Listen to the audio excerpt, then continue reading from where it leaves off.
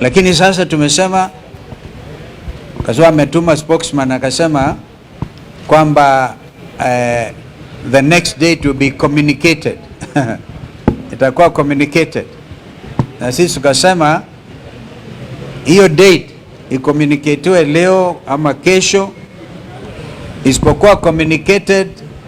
Na hata kama kuna communication, tumeamua kwamba Ijumaa wiki hii tutarudi hapa.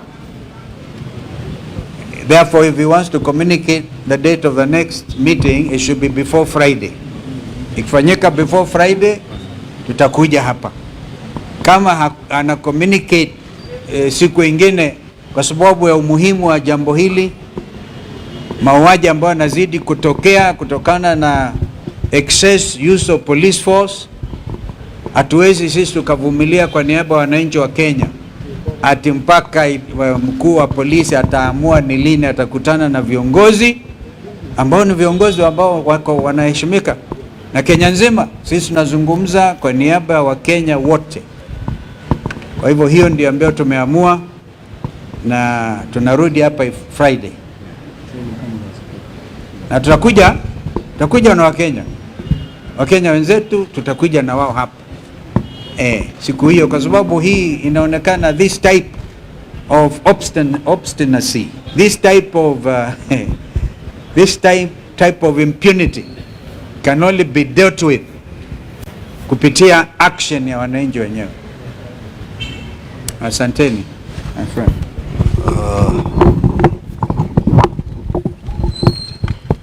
Nafikiri ndugu Kalonzo Musyoka ameongea Kiswahili sanifu sana. Niruhusu niongee kwa Kimombo, sababu the matter we are following up is a matter of human rights abuse, violation of civil liberties by the Kenya police. And as you know, matters of human rights are really international matters. So we'd like this to be picked not just from the local point of view, but also from the international level. We were here on 30th of last month, and we were 7 party leaders representing other party leaders in the one-term movement. And we engaged the IG with the 2 DIGs and the entire leadership of our police on grave matters of violation of civil liberties, where the police are getting into an unholy alliance with goons. And what we have in place is a new phenomenon that's threatening our democracy and our national security, that instead of having a government that is accountable to the people, that respects human rights, we have a goon government, where goons and government officers work hand in hand. There were instances where there were clear violation of human rights, particularly targeting His Excellency Rigathi Gachagua, the second Deputy President. And we had over 22 different incidences where the police and goons had attacked him and attacked all of us who were with him in various locations across the country. And the IG undertook that by today, the 16th, when we return here, he'll have a full report on action taken and remedial measures put in place to address these serious concerns that the entire leadership of the opposition had raised. We are here today, and the IG is not here. Not even DIG Langat is here.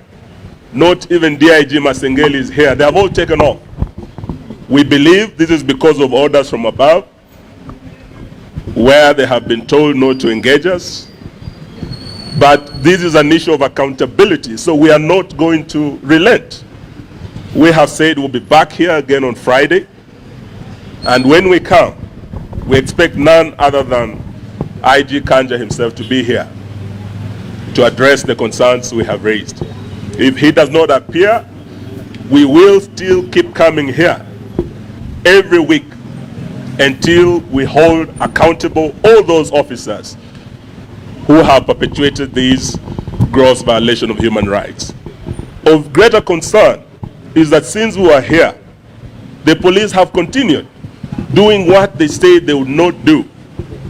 IG Kanja himself undertook before all of us that he'll make sure that the police remain apolitical, that the police will not be used with goons to disrupt meetings of the opposition or to injure any Kenyans. We know that soon after we left, the second deputy president, who is also the DCP party leader, went to Nyandarua. And as he was crossing into Naivasha to hold a rally at a place called Kinamba, again the police were used to erect roadblocks to block him from crossing from Nyandarua County into Nakuru County under the orders of you know who. Yesterday,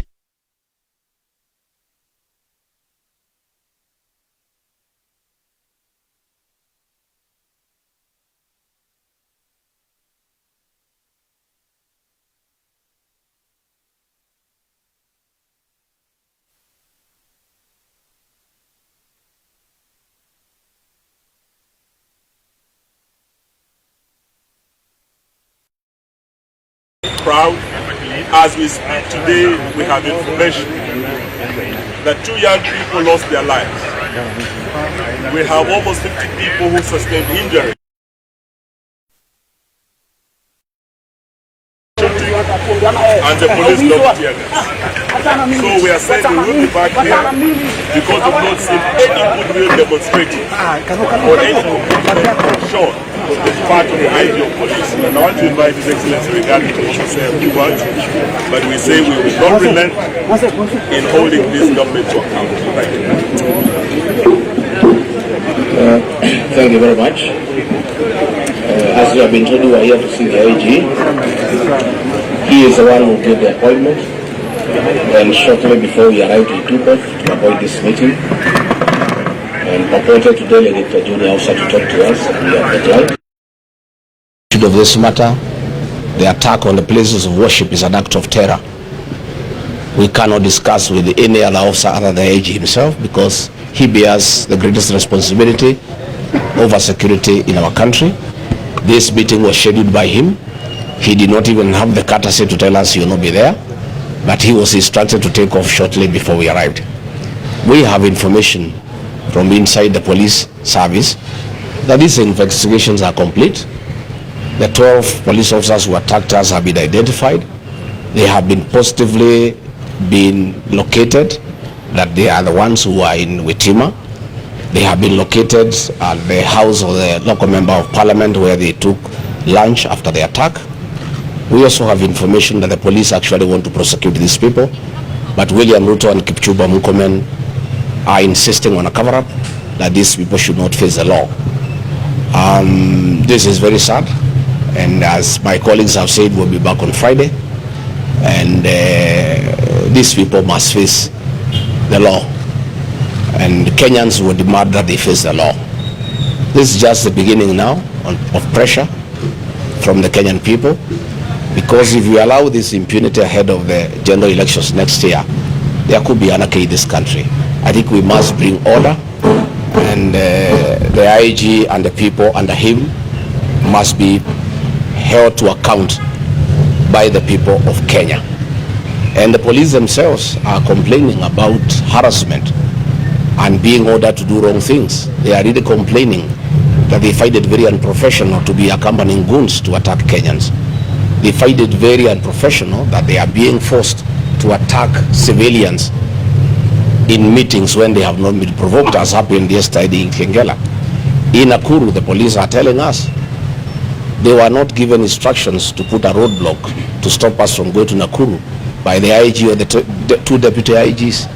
There are new directives outside the police command structure.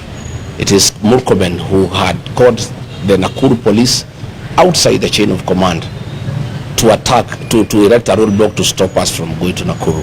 Effectively, the National Police Service is no longer independent. The CS is supposed to interact with the police on policy matters only, not on operations. But Murkomen has taken over police operations, and he is even calling counter commanders and regional commanders outside the established command structure within the National Police Service. When a roadblock was elected in Naivasha, the police headquarters here was not even aware. It has only come now to the fore that it is a CS Interior who is giving instructions directly to the police. And actually the police are asking that they be helped, they be protected from the excesses of Kipchumba Murkomen and PS Remodomoro, who have taken over police operations, and they are giving instructions for police to deal with the dirty political matters outside the established chain of command within the National Police Service. So IG Kaja will be back on Friday, and will come. We'll have a conversation, because you must tell the people of Kenya, if you have lost control of the National Police Service, if Kipchumba Murkomen and Remodomoro have taken over police operations, then you have no business being in office. Kipchumba had better come here in Jogo House and sit here, and Remote can sit at the Vigilance House and run the police service from there. But otherwise, what is happening is unfortunate, but in the fullness of time, I think these matters will be addressed. The people of Kenya cannot be intimidated. The people of Kenya have a right, constitutional right, to assemble, to associate, to choose whatever political formation they want, and it cannot be the police who are charged with the responsibility of maintaining law and order are the ones that are breaking the law. It cannot be that police who are supposed to protect Kenyans from being injured by anybody are the ones who are injuring the people of Kenya. It cannot be that guns and ammunition meant to protect the people, bought by the taxpayers' money, the same guns and ammunition are being used against the people of Kenya, who are unarmed, who are civilians, and in very unprovoked circumstances. So thank you very much, Asanteni sana. Perhaps I could add, let me add one thing. You will recall that a letter was issued on behalf of all of us in the United Alternative Government by our sister Mother Karua on our behalf. And it deals, basically, if you look at the wording of that letter, it makes reference to the fact that we shall escalate this matter beyond our borders, because as Mheshimiwa Eugene has said, these are matters to do with human rights, and human rights are universal.